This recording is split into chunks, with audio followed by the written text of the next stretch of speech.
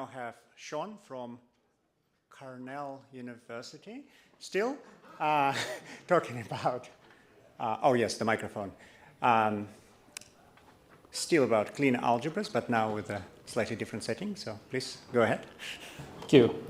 Yeah, so Kleene algebras, but no test this time, sorry guys. And the real question that I'm going to get at the heart of today is this interplay between two things, probability and nondeterminism, which are both fairly straightforward, but when you put them together, they don't like each other. Okay, so just a quick overview of probability. You probably all know what probability is, but I'll just lay it out in our context here. We're thinking about probabilistic programming languages, and the idea is you want to be able to reason about probabilities, you want to construct probabilistic models and perform inference, right? So these have been of interest to logicians for a little bit, but recently came back into vogue with the advent of big data machine learning. You have these massive data sets, and it's not feasible to do anything deterministically. You want to do things probabilistically. And the way we want to think about state in a probabilistic program is you have some possible states of the world, and you think at every point in the computation, you are in some distribution over these states of the world. So your current state is really a probability distribution, and every action you take updates a distribution, right? So you take any state you could be in, that has its own distribution of the next states you can proceed to. So you get a distribution of distributions, and you flatten that into a single distribution with the probability monad. Okay. Similarly, for nondeterminism, nondeterminism is this idea you have multiple different things you can go to, multiple different next steps you can take at any point in time. And so we usually represent that with the power set. You have a set of possible states you can be in. And at any point in time, you look at all of the states you could be in, you look at their next states, and that gives you a set of sets, and you flatten those using the power set monad, right? So you have these two fairly basic constructs. You might want to say, okay, can we come up with a model that incorporates both of them? You want probability and nondeterminism. And the short answer is no, you can't. And it's not that people haven't tried, but there's actually a pretty strong mathematical reason why this is difficult. To take two such monads and combine them in a very nice way, you have to satisfy these rules called the Beck axioms. And you get what we call a Beck distributive law. But in the past 20 years or so, so this is a result that first appeared in this Varrock and Winskell paper, but they attribute it to Gordon Plotkin in Personal Communication. And it shows that there's no Beck distributive law between the probability and power set monads. And what that means is that if you want to combine them, you have to do some kind of complicated things. Many different workarounds over the years. A lot of these, you have to incorporate more complex data structures. You need to worry about things like convex closures, or you add additional data structures to keep track of when is the last time I made a non-deterministic choice and what choice that was, so that the next time I make one, I can go back and resolve it. So this is all kind of clunky and it's not very nice, but it turns out that there is a way to get around all of this. And that is by using this Beck distributive law between the probability and multiset monads. This is, again, something that's been folklore for a bit, but didn't really appear in the literature until 2021, and showed up that and then a paper by Bart Jacobs, and then also by Dash and Staten in the same year.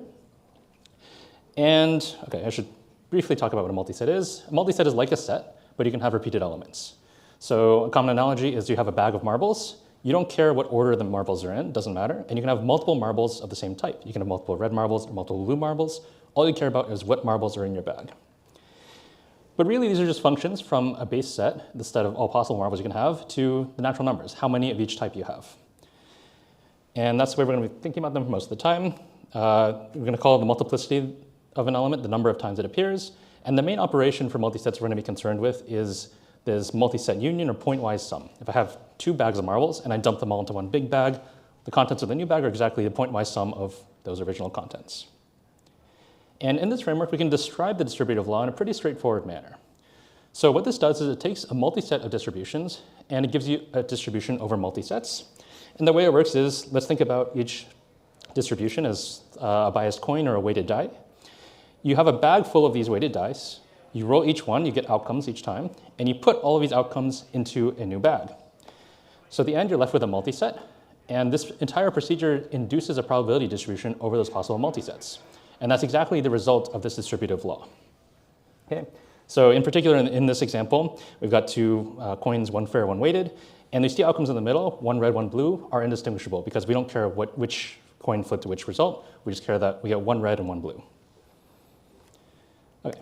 So for the rest of the talk, I'm going to introduce a model of automata that uses this idea, the distributive law, to incorporate both probability and nondeterminism. We're going to talk about the corresponding class of expressions. I'll give you a brief overview of semantics for both, and then we'll talk a little bit about a Kleene theorem at the end. Okay, and there is another word that appeared in the title of this talk in the previous slide that I haven't mentioned yet, and that is this idea of angelic nondeterminism. So a lot of times people think about nondeterminism demonically, which is where the nondeterminism is resolved by some sort of outside adversary. You can think of something like an actual adversary or maybe like a scheduler, right? Something you as a programmer have no control over. And this is good for reasoning about things like worst case behavior, but yet it requires these really complex workarounds that I mentioned before.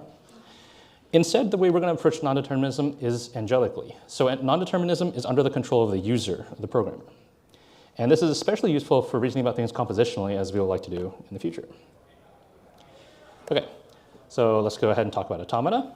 And loosely speaking, you can think of an automaton as a weighted label, or sorry, not weighted, a labeled directed graph.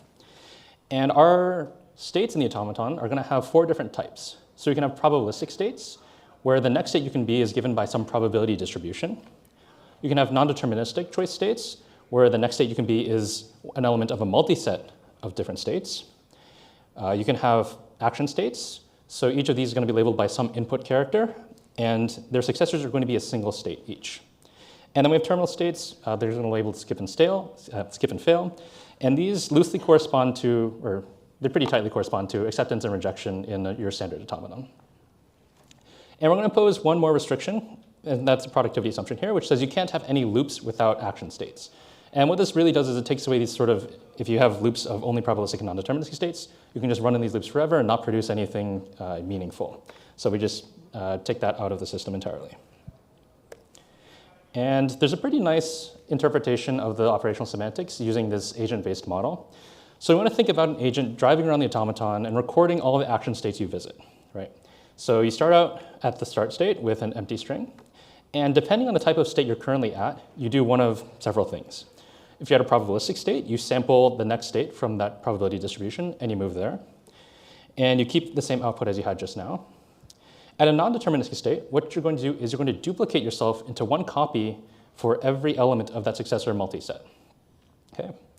So you can have multiple copies, and you can also have multiple copies at a single state. At action states, what you do is you move to the single successor, and then you write down whatever letter you just saw, right? And you put that to the end of your current output. That's the list of directions you've seen so far. And skip and fail states, you stop computation, and if you're at a skip state, you return the output string you've written, and at a fail state, you don't do anything, you just reject. Okay, so a couple of interesting things about the behavior of agents. At any point in time, you can have multiple agents on the same state, and all of these agents should behave independently of each other. In particular, that means 2 agents at the same probabilistic state should be sampling the same probability distribution, but doing so independently of each other. And because you can have multiple agents at the same skip state, that means you can have strings that are accepted with multiplicity, not just yes or no. So the languages in this case are going to be multisets of strings rather than the traditional sets of strings. And you can talk about really fine-grained behavior. You can talk about acceptance multiplicities and correlations between acceptance multiplicities for different strings. And finally, the semantics of our automaton are going to be given by this elements of this space, the distributions over multisets of strings. Really finite multisets, but we won't worry about that for now. Okay, so this space, distributions over multisets. It is an uncountable space. You can have continuous distributions, and we'll see an example of one of those in a bit. But it's a pretty nice probability space still. It's a standard Borel space, and it's isomorphic to this infinite sequence space. And because of the productivity assumption, we have a couple nice takeaways.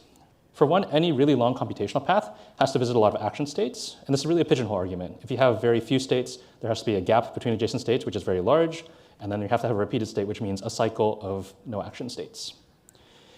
Multiplicities can grow exponentially with string length. This is roughly the argument is if I have one copy that splits into 2, by the time they both get back, they'll split into 2 each, and you have exponential growth in terms of the number of times you repeat. More importantly, this allows us to define the semantics of our automata co-inductively. And what I mean by that is roughly the semantics of a particular state can be determined by looking at the semantics of its successors and combining them in the appropriate way. Okay, so for skip and fail, you don't have successors, so you're really just either stopping and accepting right away or accepting and doing nothing. That's those point masses there. For action states, you append your current state, your current output.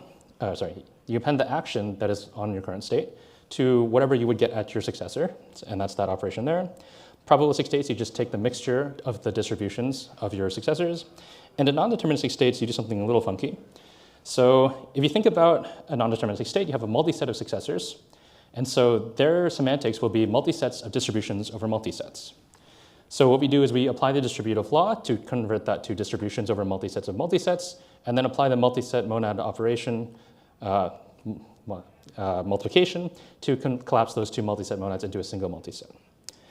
And so I don't have the full proof in the slides here, but we can show that this is all well defined. This is there's exactly one way that this works, and this arises at the fixed point of the appropriate contractive map.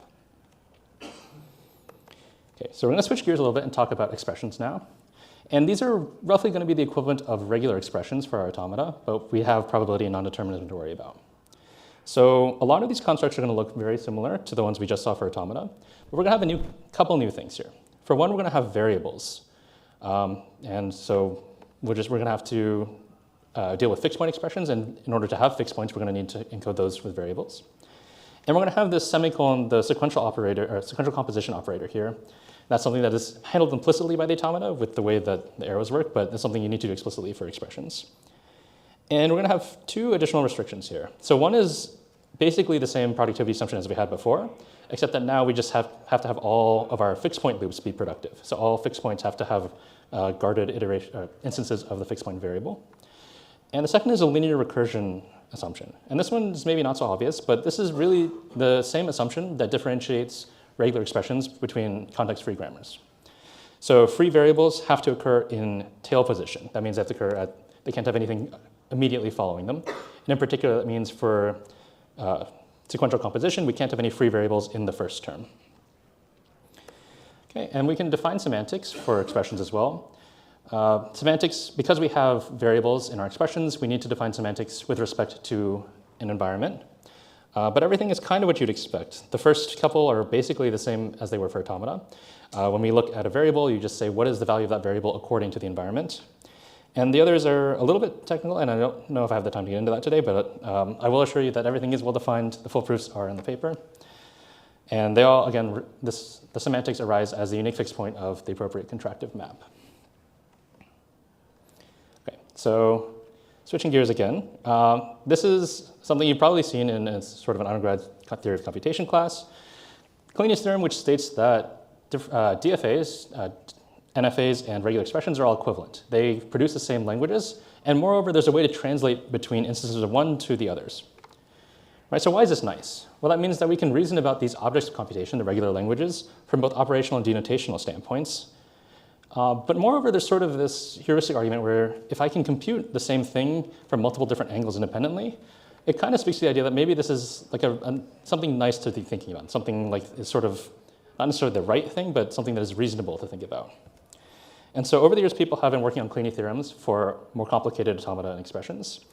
But up till now, and correct me if I'm wrong, but we think this is the first Kleene theorem for models that include both non-determinism and probability in a compositional manner. Okay, so this model of automata and expressions that I've shown to you here, they're actually equivalent, and we have a procedure that you can translate between objects of one type to objects of the other.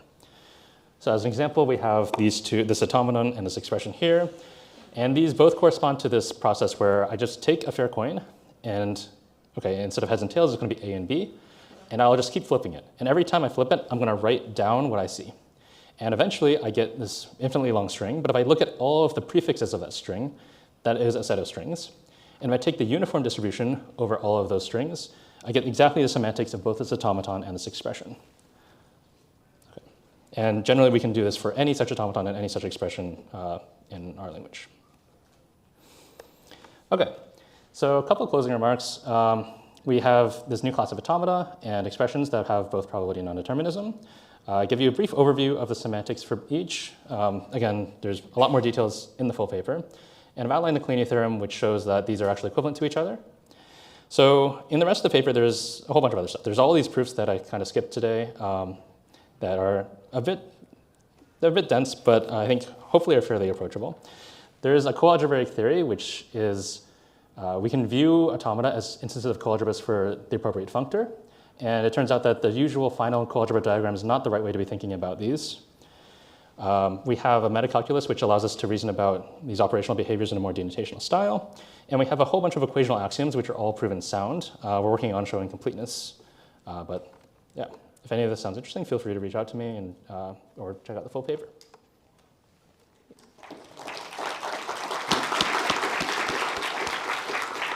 All right. Yeah, please go ahead with the questions. Hi, Robert Rand, University of Chicago. Really interesting talk.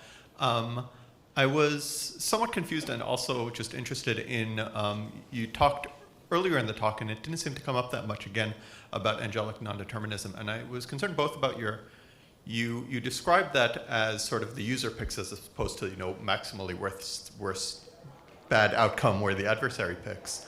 And that seems like you could just model it using an if statement if the user is picking based on existing information.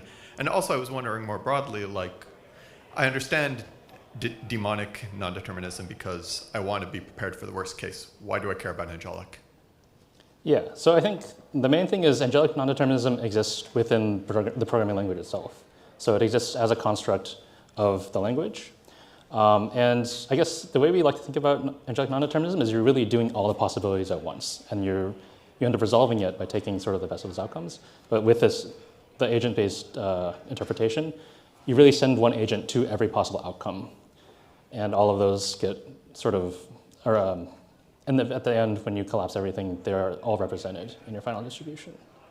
So is it useful? Are there applications? Yeah, so we're sort of laying the groundwork here. We don't even have the tests, as I mentioned. So that's one thing that we would like to do is add tests. And once we have tests, you have the basics that you need for a simple imperative programming language. And so in the paper, we also have an example where you can model this sort of network security example and calculate probabilities, taking advantage of this distributive law using the probability and nondeterminism together. Thank you. Hi, thanks for the nice talk. I was wondering if the productivity assumption is fundamental, because in Markov chains, for example, it's fine to have epsilon loops. So I wondered if you can give some intuition whether it's fundamental here and why. Yeah, so that's a really good question. And so we have a way to get rid of loops that are only probabilistic choices.